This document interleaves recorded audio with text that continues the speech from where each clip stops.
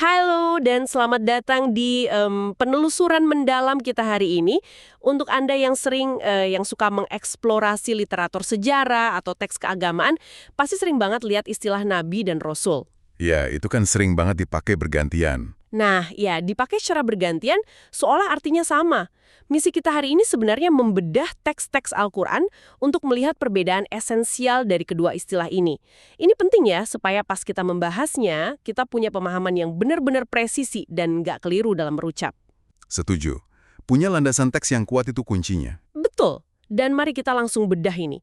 Tahukah Anda kalau secara tekstual, seorang rasul itu ternyata tidak selalu manusia? Nah, itu dia. Itu adalah titik awal yang sering bikin orang berhenti sejenak. Kita kan biasanya terjebak stereotip ya. Mengira wujudnya pasti sosok manusia, gitu. Iya, membayangkan yang namanya utusan itu pasti berwujud manusia berbaju rapi yang sedang berpidato di depan kaumnya. Tapi kalau kita telaah ayat-ayatnya lebih dalam, definisinya ternyata jauh melampaui itu. Sangat tidak terduga. Tunggu sebentar, jadi bayangan kita selama ini agak terlalu sempit. Karena kalau kita lihat analisis tekstualnya, misalnya nih di surat Al-An'am atau Al-Ahqaf, di situ secara eksplisit diceritakan bahwa ada rasul dari bangsa jin. Betul sekali, bangsa jin. Mereka digambarkan mendengarkan pesan, terus kembali untuk memberi peringatan ke kaumnya sendiri. Rasanya agak mengejutkan ya, kayak membaca kisah dari dimensi yang sama sekali berbeda. Yang menarik di sini adalah konsep utusan ini ternyata sangat universal. Di beberapa bagian lain, seperti dalam surat Al-Hajj dan Asyura, malaikat juga secara tegas ditugaskan sebagai rasul. Wah, malaikat juga bertugas sebagai rasul ya? Kalau cakupannya seuniversal itu dan wujudnya bisa macam-macam, lalu apa sebenarnya inti dari pekerjaan mereka? Inti utamanya, Maksud saya, kalau merujuk pada teks-teks seperti surat Al-Maidah, sepertinya tugas utama mereka ini dikerucutkan pada satu fungsi yang sangat spesifik kan? benar, tugas utama seorang rasul itu ditekankan pada satu hal, yaitu menyampaikan. Hanya menyampaikan. Iya, tapi konsep menyampaikan ini bukan sekedar melempar informasi ke publik lalu tugas selesai.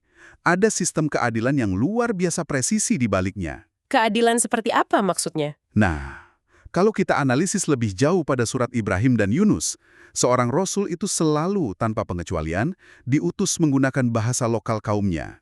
Masuk akal. Jadi tujuannya supaya tidak ada miskomunikasi atau menghindari alasan dari masyarakatnya yang bilang, maaf, kami tidak mengerti bahasa yang dipakai. Begitu ya? Tepat sekali. Ini adalah bentuk keadilan yang absolut. Bahkan, ada sebuah aturan hukum yang sangat tegas disebutkan dalam surat Al-Isra. Aturan tentang jatuhnya hukuman itu ya? Betul. Tidak akan ada siksaan atau hukuman bagi suatu kaum sampai seorang rasul dibangkitkan untuk mereka. Jadi sebelum pesan itu tersampaikan dengan sangat jelas dalam bahasa yang mereka pahami 100%, Segala bentuk konsekuensi itu belum berlaku. Mereka harus benar-benar paham dulu. Oke, mari kita petakan ini supaya lebih terstruktur. Untuk Anda yang sedang mendengarkan.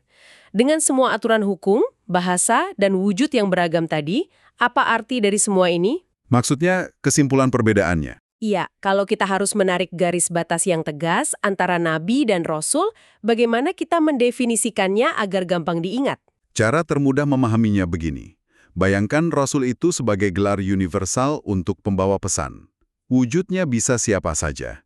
Bisa manusia, jin, atau malaikat yang diberi tugas menyampaikan hukum Allah. Berarti lebih ke fungsinya sebagai utusan pengemban hukum? Lalu bagaimana dengan nabi? Sementara itu, nabi adalah status yang sangat spesifik. Nabi selalu merujuk pada sosok orang, artinya manusia, yang menerima wahyu atau hukum tersebut langsung dari Allah untuk kemudian disebarkan ke manusia lainnya. Jadi, semua rasul bertugas menyampaikan, tapi tidak semua rasul itu berwujud manusia yang menerima wahyu langsung seperti nabi. Tepat. Sebagai pelengkap, teks juga mengukuhkan lewat surat Al-Ahzab bahwa Muhammad memegang peran ganda. Beliau adalah seorang rasul sekaligus penutup dari garis para nabi. Pemetaan yang bikin cara kita melihat teks berubah drastis, ya. Lalu mengapa pemahaman ini penting untuk Anda? Sederhana saja. Agar tidak ada kebingungan. Betul, ketika Anda membaca berbagai literatur di masa depan, Anda tidak akan lagi mengalami kelebihan beban informasi karena istilah yang tumpang tindih. Anda kini memiliki lensa yang tajam untuk melihat konteks secara presisi. Punya kerangka berpikir yang solid memang kunci utama untuk menyerap pengetahuan yang kompleks tanpa merasa kewalahan. Benar sekali. Dan sebelum kita mengakhiri eksplorasi kita hari ini, ada satu pemikiran provokatif untuk Anda renungkan. Silahkan. Di dalam surat An-Nisa disebutkan bahwa ada banyak sekali rasul di masa lalu yang kisah dan namanya tidak pernah diabadikan dalam teks. Banyak yang tidak disebut namanya sama sekali. Mengingat setiap umat pasti dikirimi utusan dengan bahasa ibu mereka sendiri, pernahkah Anda membayangkan kebudayaan-kebudayaan kuno mana saja di berbagai sudut bumi yang mungkin pernah menerima pesan universal yang persis sama jauh sebelum peradaban mereka hilang di telan sejarah? Teruslah mencari tahu, dan terima kasih sudah menemani penelusuran mendalam kami hari ini.